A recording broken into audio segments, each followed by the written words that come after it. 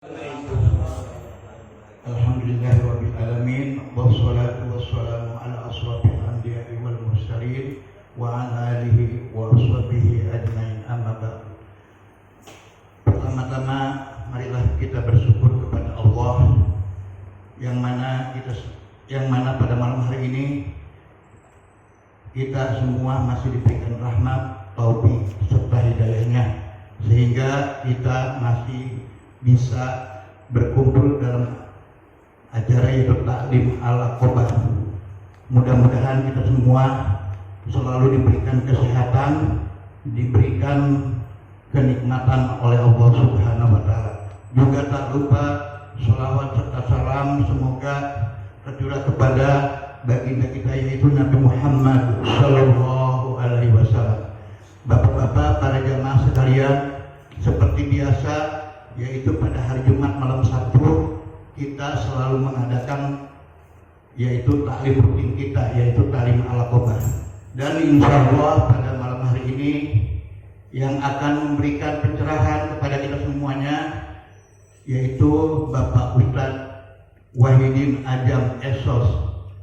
Untuk ini kepada sebelumnya kita seperti biasa membacakan ayat-ayat suci Al-Quran, dan insya Allah pada malam hari ini yang akan memimpin yaitu Bapak Ustadz Ali Akbar. Kepada Bapak Ustadz Ali Akbar, waktu dan tempat kami persilakan. A'udzu billahi minasy syaithanir rajim. Bismillahirrahmanirrahim. Ya ayyuhalladzina amanu taqullaha wal tanzur nafsum ma qaddamat lighad wattaqullah innallaha khabirum bima ta'malun. Wa la takunu kalladzina nasullaha anfusahum ulaika humul fasiqun. La yastawi ashabun nari wa ashabul jannah. Ashabul jannati humul faizun. Law anzalna hadzal qur'ana ala jabalin lara'aytahu khashi'an mutasaddi'an min khashyatillah. Wa tilkal amsalu nadribuha linnasi la'allahum yatafakkarun. Huwallahul ladzi la ilaha illa hu alimul ghaibi wasyahadati huwar rahmanur rahim. Huwallahul ladzi la ilaha illa hu al-malikul quddusus salamul mu'minul muhaiminul azizul jabbarul mutakabbir. Subhanallah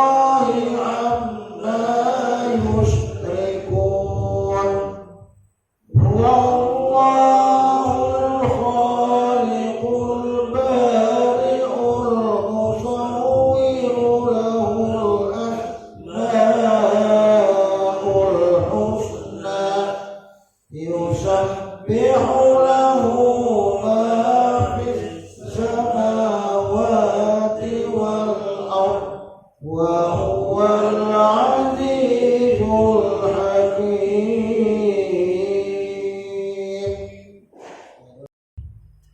Dan untuk acara selanjutnya kami persilakan kepada Bapak Ustadz Wahidin Azam untuk memulai acaranya. Demikian.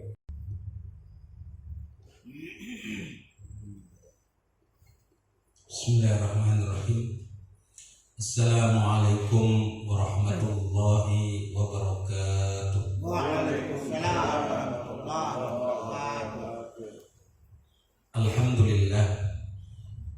Alhamdulillahilladzi an'ama alaina bi ni'matil iman wal islam. Asyhadu an la ilaha illallah wahdahu la syarika lah. Wa asyhadu anna wa nabiyyana Muhammadan abduhu wa rasuluhu la nabiyya ba'dah. Allahumma shalli wa sallim wa barik ala hadzal nabiyyil karim wa ala alihi wa sahbihi wa sallimu taslima, amma ba'du. Faqad qala Allah ta'ala fi kitabihil karim, a'udzu billahi minasy syaithanir rajim. Ya ayyuhalladzina amanu taqullaha haqqa tuqatih wa la tamutunna illa wa antum muslimun. Wa qala aidan ya ayyuhalladzina amanu taqullaha wal tanzur nafsum ma qaddamat lighad wattaqullaha innallaha khabirun bima ta'malun. Shadaqallahul adzim. Ikhwanul iman rahimakumullah, hadirin jamaah Masjid Al-Istiqomah Ta'lim Al-Aqabah yang insyaallah dimuliakan Allah. Tak ada kata yang terindah yang dapat kita panjatkan kehadirat Allah Subhanahu wa ta'ala selain rasa syukur yang sedalam-dalamnya, baik itu dengan ucapan maupun dengan perbuatan kita, dengan hati kita. Karena dengan izin Allah, alhamdulillah, umur kita masih diperkenankan sampai detik ini, sehingga mudah-mudahan umur tersebut digunakan dalam rangka untuk mengabdikan diri kita kepada Allah Subhanahu wa ta'ala. Karena sejatinya orang-orang beriman itu kalaulah harus mati dalam keadaan Islam, mati dalam keadaan berserah diri kepada Allah Subhanahu wa ta'ala. Sebagaimana Allah Subhanahu wa ta'ala berfirman, ya ayyuhalladzina amanu taqullaha haqqa tuqatih wa la tamutunna illa wa antum muslimun. Hai orang-orang beriman, bertakwalah kalian kepada Allah dengan sebenar-benarnya takwa. La tamutunna illa wa antum muslimun. Janganlah kalian mati. Allah melarang mati kepada kita. Kecuali apa? Kecuali dalam keadaan pasrah, dalam keadaan tunduk, dalam keadaan patuh terhadap hukum dan aturan Allah. Artinya dalam keadaan muslim, dalam keadaan berserah diri kepada Allah. Itu boleh kita itu mati.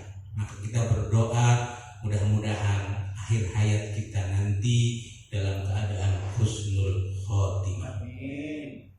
Sholawat beserta salam senantiasa tercurah kepada Nabi kita Muhammad Sallallahu Alaihi Wasallam, keluarga, sahabatnya, dan insya Allah kepada kita selaku umat yang senantiasa istiqomah di dalam rangka menegakkan, memperjuangkan syariat yang dibawa dan diembannya, meneruskan perjuangannya, menghidup-hidupkan sunnah-sunnahnya hingga akhir zaman. Walaupun cacian, makian akan kita terima, itu dinamika di dalam rangka berdakwah, meneruskan perjuangan Rasulullah SAW. Semoga kita senantiasa tetap istiqomah, tetap komitmen di dalam memperjuangkan nilai-nilai Islam di dalam kehidupan kita sehari-hari sampai pertolongan Allah itu akan diberikan kepada kita lantaran ketundukan dan kepatuhan kita kepada Allah Subhanahu wa taala. Hadirin yang dimuliakan Allah, tadi telah dibacakan di dalam surat Al-Hasr ayat 18 di situ dijelaskan. Itu juga seruan bagi orang-orang beriman. Ya ayyuhalladzina amanu taqullaha wal tanzur nafsum ma qaddamat lighad. Hai orang-orang beriman, bertakwalah kalian kepada Allah, dan hendaknya setiap jiwa, setiap orang memperhatikan apa yang diperbuatnya untuk hari esok. Hari esok itu kapan, Pak?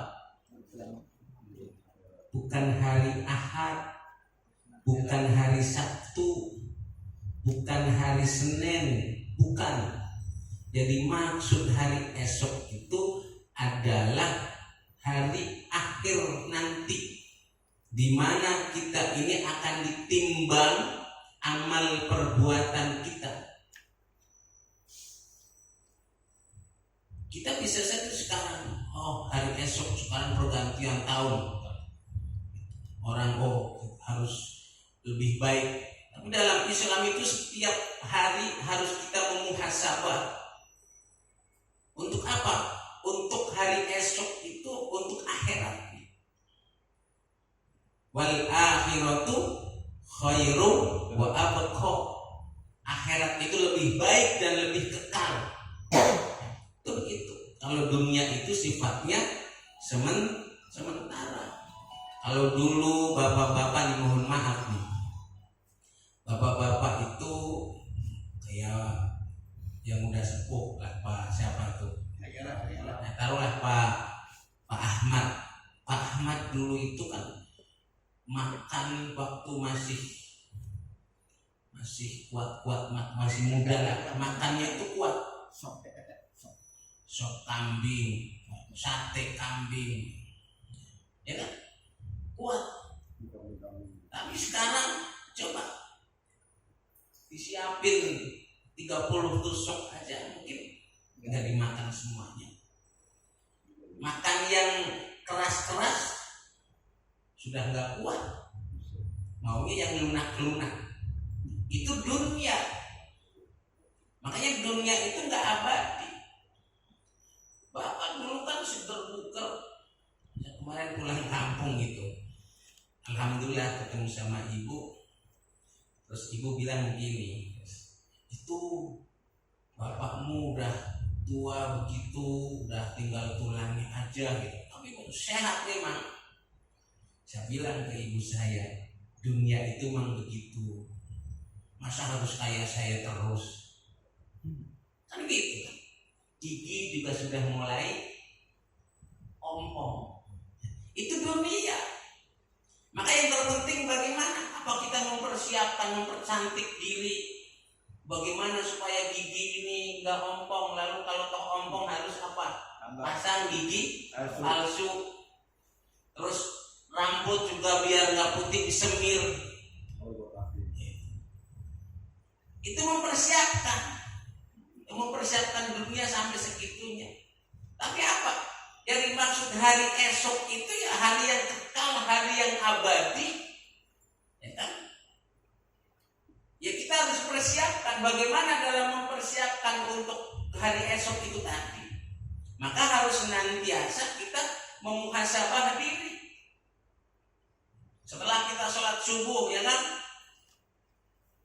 Nanti setelah sholat subuh, selang berapa jam kemudian nanti ke depannya akan sholat duhur, kan gitu.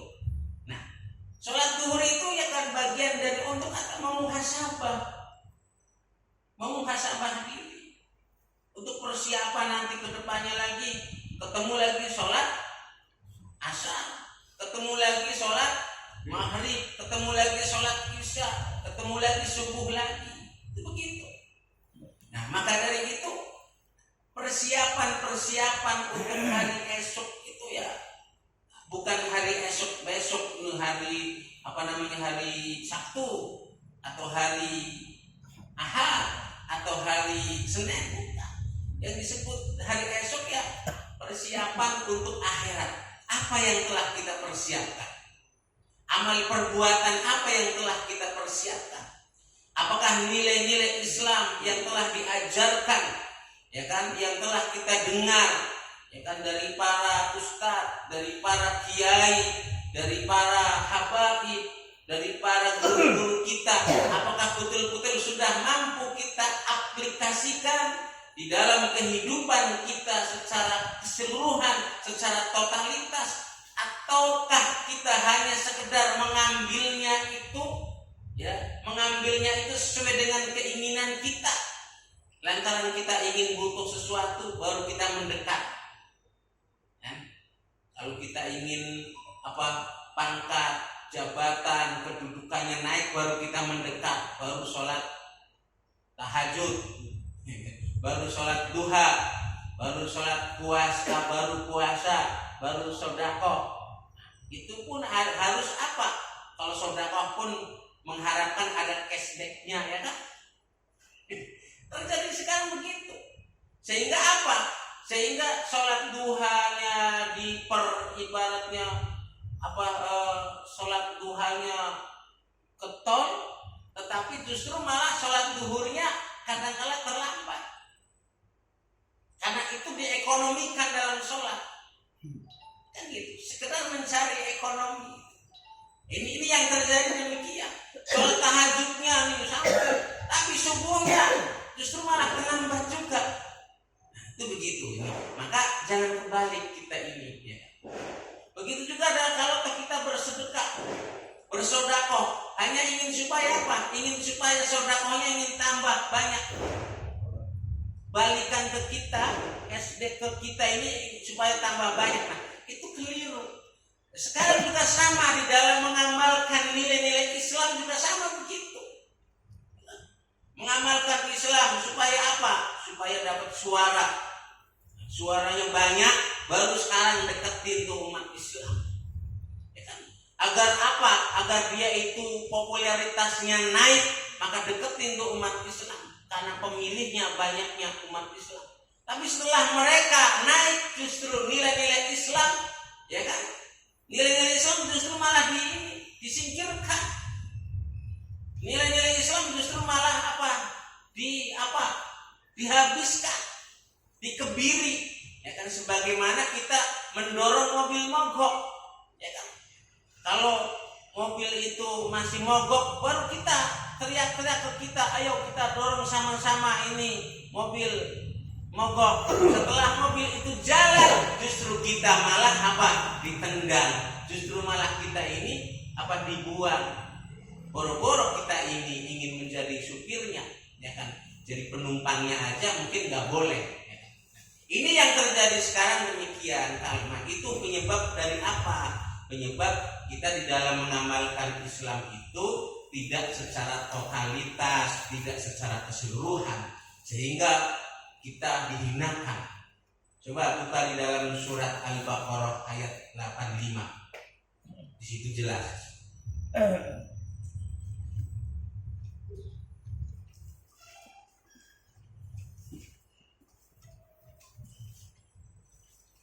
Korok coba. Resiman coba baca.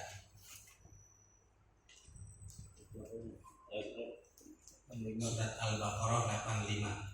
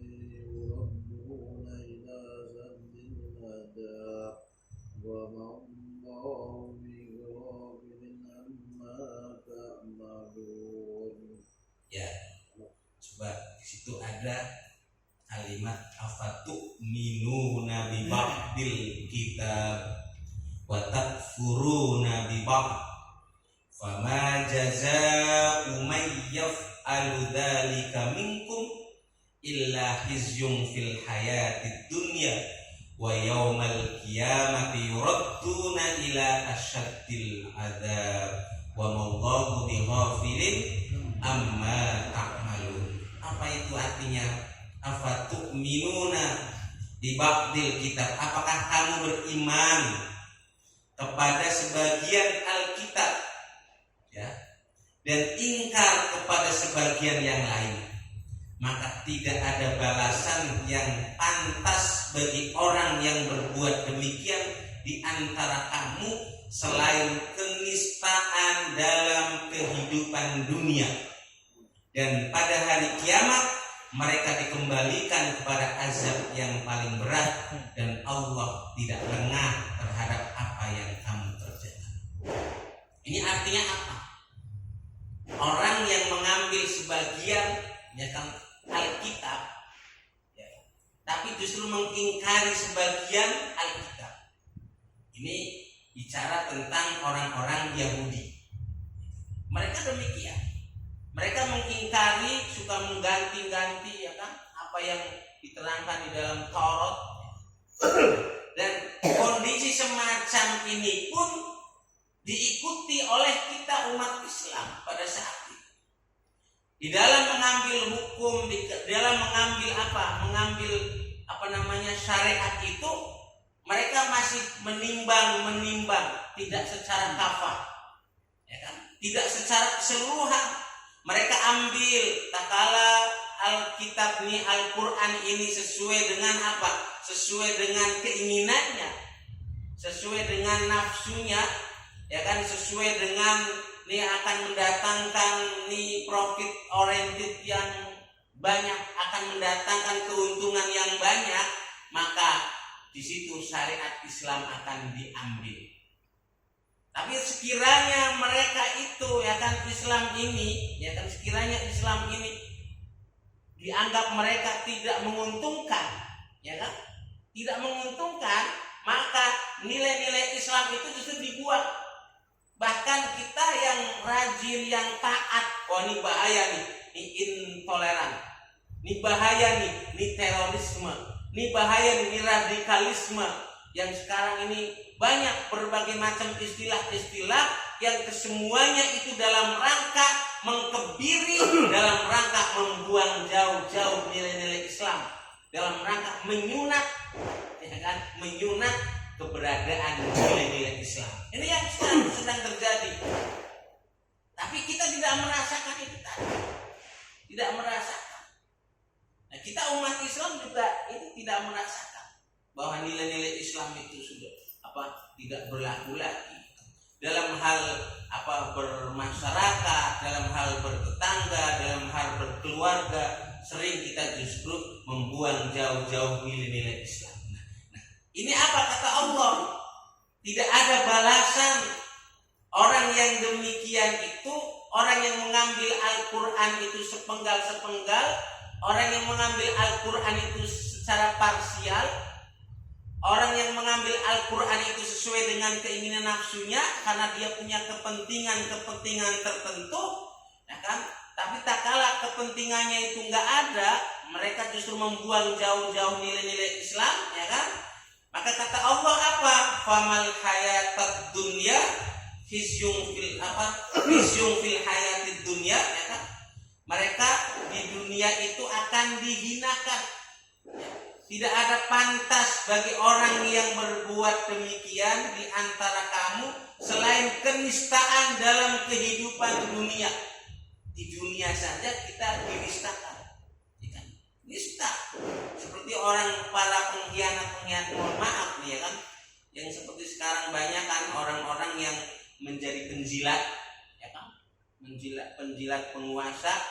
Dia mencari ayat-ayat tertentu untuk membenarkan fatwanya, untuk mengikut supaya dipakai di pemerintahan. Banyak kan sekarang terjadi demikian. Maka apa? Mereka dinistakan.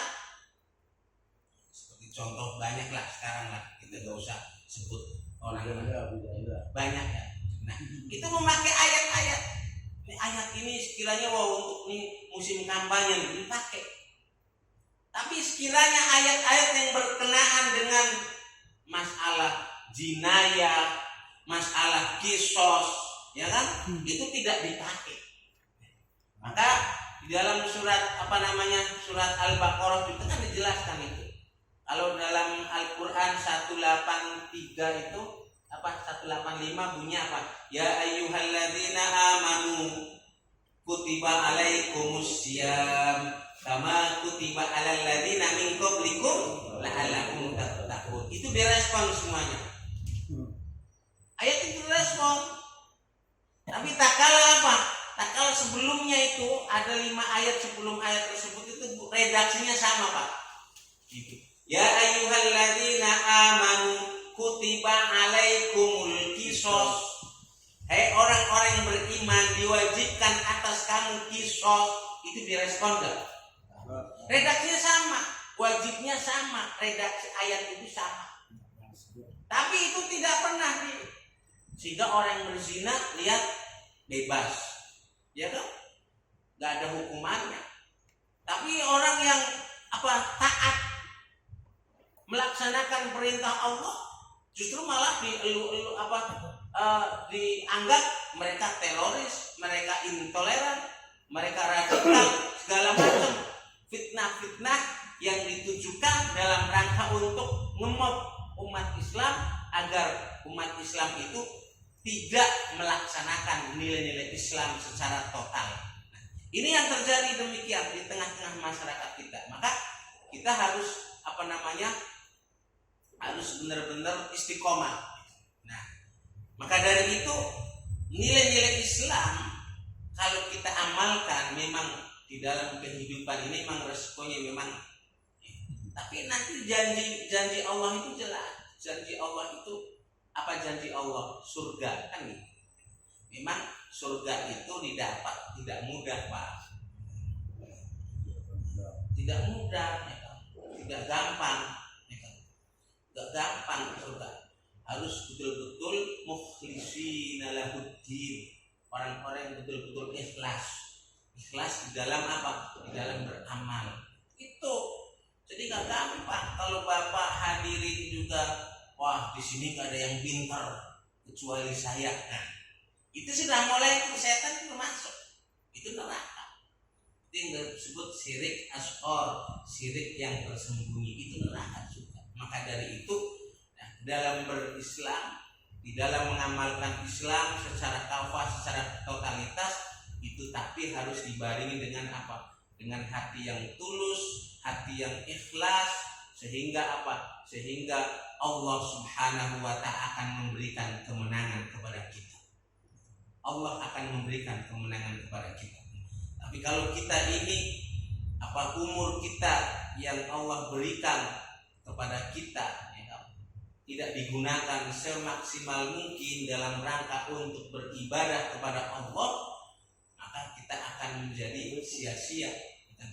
Umur tua tapi akan sia-sia di hadapan Allah Subhanahu wa ta'ala. Lantaran apa? Lantaran tidak digunakan untuk apa? Untuk beribadah kepada Allah Subhanahu wa ta'ala. Banyak yang sekarang kan apalagi sekarang ini lagi musimnya itu anak muda itu sedang diambilin ya. Anak muda di kampung saya itu lagi sedang diambilin. Ustaz muda lagi tahu-tahu meninggal gitu. Hati-hati Pak, itu yang masih muda saya juga. Ya Ustaz. Gitu ya. Benar gitu, makanya hati-hati ya. Bisa saja ya kan, bisa saja Bapak duluan, saya belakangan, kan bisa jadi begitu. Atau bisa jadi ya kan, saya duluan. Bisa jadi saya belakangan, Bapak duluan, kan gitu. Kan bisa jadi begitu. Makanya hati-hati, karena memang gak ada yang tahu. Ini malaikat Israel ini sering berkeliling nih. Hati-hati nih. Iya. Jadi ini paling kan mati. Hati paling. Makanya itu tadi persiapan yang sebenarnya itu tadi Persiapan yang sebenarnya itu ya bukan untuk hari esok, hari Sabtu, hari Ahad, hari Senin, tapi hari akhirat. Bagaimana persiapannya itu tadi? Ya persiapannya tadi secara kafah, perintah-perintah Allah laksanakan di dalam kehidupan kita secara kafah, secara totalitas. Gak usah neko-neko. Ya kan? Dasar-dasar Islam, pokok-pokok nilai-nilai Islam itu kita amalkan di dalam kehidupan kita sehari-hari. Kadang-kadang kan kita banyak bertanya macam-macam ini itu, tapi justru malah akan memperkeruh. Justru pertanyaan tersebut kadang-kadang memberatkan kita sendiri. Sebagaimana siapa orang-orang Yahudi dulu kan begitu kan, zaman Nabi Musa kan suruh apa? Suruh nyembelih sapi. Bertanya terus yang berakibat apa? Memberatkan dirinya sendiri, hampir tidak dilaksanakan itu perintah tersebut. Kita juga sama begitu. Kita kan udah jelas nih. Dalam Islam, pokok Islam itu apa coba? Pokok dalam Islam itu adalah sebagaimana diterangkan dalam hadis ini, dalam kitab hadis An-Nawawi, ya kan, di situ dijelaskan, hadis Arba'in di situ dijelaskan, an Abdurrahmani Abdillah ibni Umar ibni Khattab radhiyallahu anhuma qala sami'tu Rasulullah sallallahu alaihi wasallam yaqulu buniyal islamu ala khamsin syahadatu an la ilaha illallah wa anna muhammadar rasulullah wa iqamis sholati wa ita'iz zakati wa hajjil baiti wa shaumi ramadhana. Ini hadis ini menempatkan Ramadan itu di urutan terakhir. Ada juga ya kan menempatkan Ramadan di urutan yang ketiga ya, ada juga. Nah, jadi apa? Dalam hadis ini dijelaskan apa? Ini pokok Pak ya. Pokok dari ajaran Islam, pelaksanaan Islam di dalam kehidupan kita sehari-hari. Yaitu apa? Di sini dijelaskan, diriwayatkan dari Bapak Abdurrahman, bapaknya Abdurrahman yaitu Abdullah Umar bin Khattab radhiyallahu anhu, katanya saya pernah mendengar Rasulullah Shallallahu alaihi wasallam bersabda, agama Islam itu dibina di atas 5 dasar. Mungkin udah paham semuanya, tapi ini dasar, ini harus diulang lagi, karena pada dasarnya peringatan takwa itu kan sering diulang-ulang juga kan, setiap Jumat itu diulang-ulang. Dalam rangka apa? Dalam rangka mengingatkan. Sebab kalau nggak diulang-ulang kadang-kadang kan kita lupa. Baca Quran juga harus selalu murojaah. Bapak kalau sudah hafal 30 juz, tapi tidak dimurojaah, tidak tahsin atau tidak dimurojaah lagi, tidak diulang-ulang lagi, nanti akan lupa. Begitu juga kita di dalam beragama itu kadang-kadang yang dasar justru malah apa? Dilupakan. Yang dasar dilupakan, tapi kita sudah mau yang tinggi-tinggi dulu. Pertanyaannya macam-macam, tapi yang pokoknya, yang dasarnya itu kadang-kadang dilupakan.